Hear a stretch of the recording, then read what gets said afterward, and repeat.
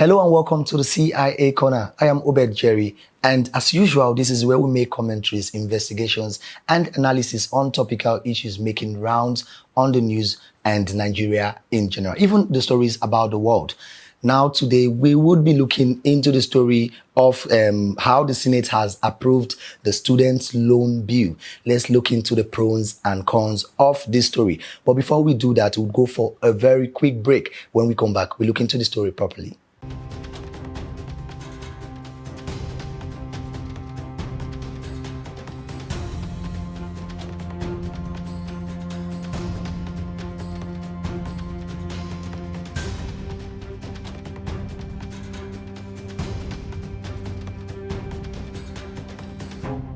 All right, welcome back from that very quick break. And before we go into the details of the story, remember that you also can be a part of this show. If you have anything to add to whatever that we discuss here, or if you have a counter opinion, of course, we would like to hear from you. Subscribe to our comment section and drop your comments. If you are yet to subscribe to our channel, please subscribe, turn on your notification button, connect with us across all our social media platforms so that you get to receive our notifications.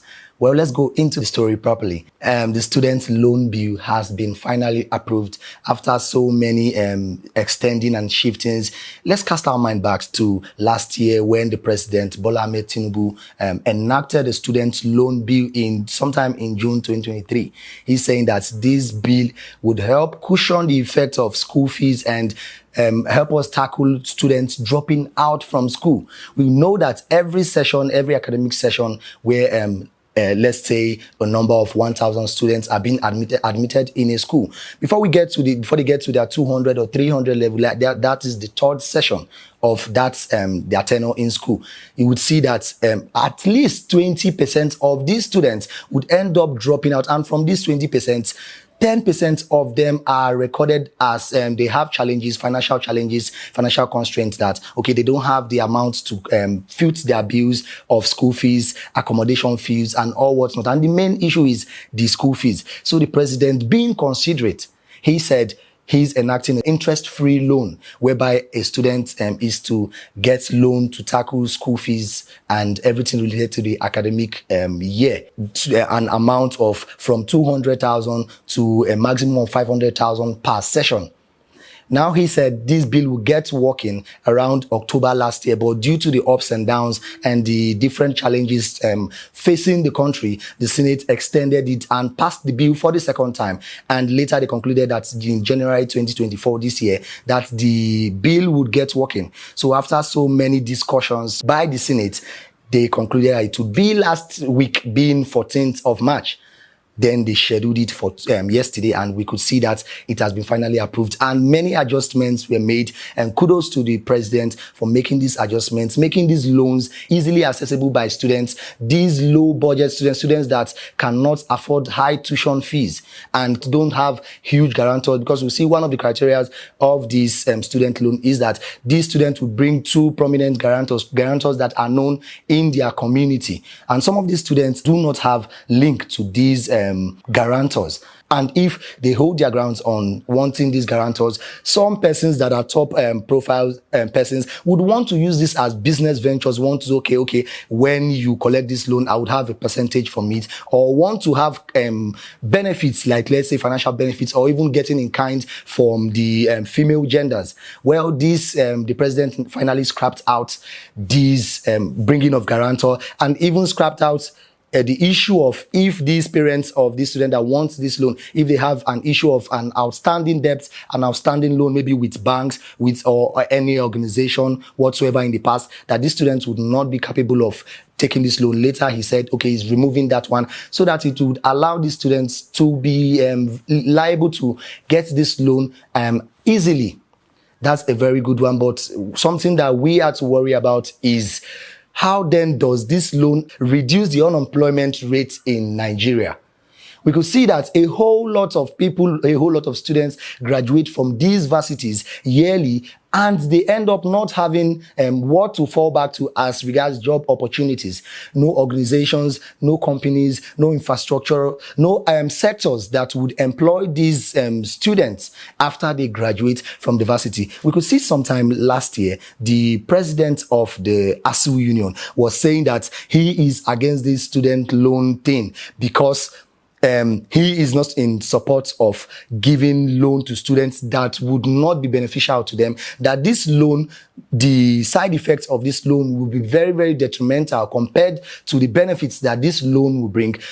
Somehow it is true, because this loan is not tackling the effects of unemployment. And we could see in 2022 and to 2023, we could see the unemployment rate in Nigeria was going over 40%.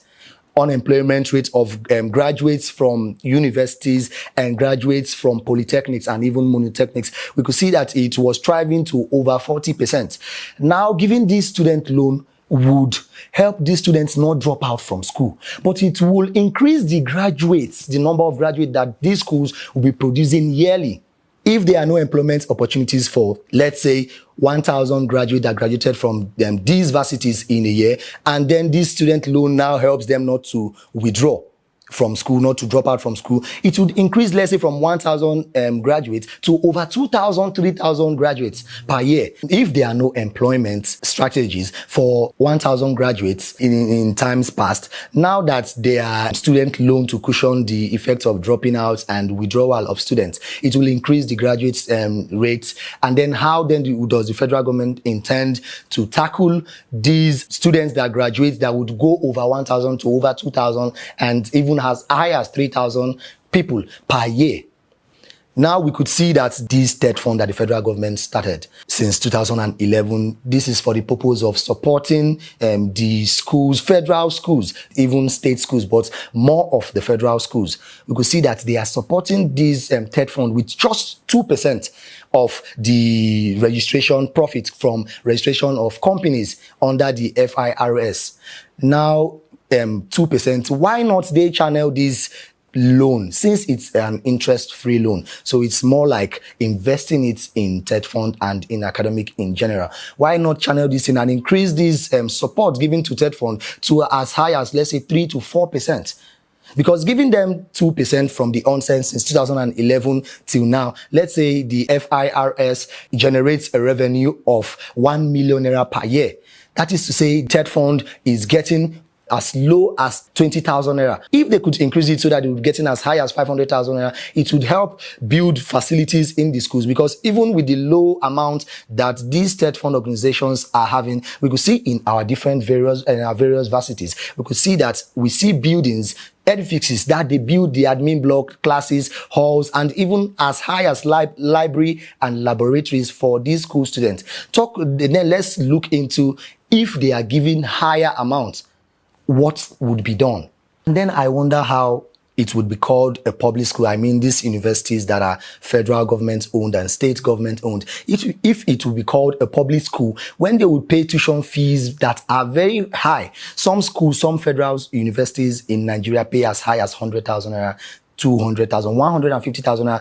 And what then makes it a public school? The prices of the tuition fees of these schools supposed to be around 20, 30, 40,000 naira, so that it will be very, very affordable for the common man. Why don't the federal government push in this amount, this student loan, to cushion the prices of these school fees? Help them subsidize this school fee. Okay, let's say you help them pay some part of this school fees. If this student is registered and you are sure that this student is a bona fide student of this school, then instead of the person paying, let's say, 80,000 naira for a tuition fee, help them slash it down to 40 or 50,000 naira. At least you are sure that you have done your bit for this student. And when you see that the person's academic progress in the consecutive years, the 200, 300 level is worth it, then you cushion the effect. Also, you subsidize the amount for them. But when you find out that these students, because we know that some of these students would end up not catching up academically. Imagine giving a student loan for during the 100 level, the 200 level, and then finally the student then decides to drop out from school, or decides not to finish up based on maybe the person is not catching up with school, the person is not making their papers. How then does the person pay back this loan? And how would the federal government track these persons, knowing that they are given a free time till after their youth service year before they start paying back this loan? They have, let's say, 4 to 5 years. An average student has 4 to 5 years to graduate from varsities. Now, if the person takes this loan for 2 sessions, the 100 level and the 200 level, and then come out from school as a 300 level, how then would the federal government know that within these 3 remaining years that this person has not been in school, and how then would this person pay it? So these are the things that we are looking out to, and these are the things that we want the federal government to put into consideration. Channel your energy to helping the TED fund more. Channel your energy to subsidizing the school fees of these public schools. Channel your energy to making organizations, sections, and plans for graduates that are coming out of school. While you are planning for these graduates that are yet, these students that are yet to graduate, why not start from these ones that have graduated already? Why not look for a way and reduce the unemployment rate of this graduate from 40%? Make job opportunities for these people, rather than giving these people loan for them to come out in mass, coming out as graduates without anything to fall back to. Well, this is where we draw our curtains to. If you have any other suggestions that you have for the federal government as regards this student loan bill that has been passed just recently, or you have any counter opinion to what we said here, please do not hesitate to slide to our comment section and drop your comments. And if you are yet to subscribe to our channel, please, I don't know what you are waiting for. Subscribe, turn on your notification button, connect with us across all our social media platforms. I'll bring to you more updates when it comes to our decks. My name is Obed Jerry, your co-host for today, and this has been the CIA Corner here on TAP TV. See you next time.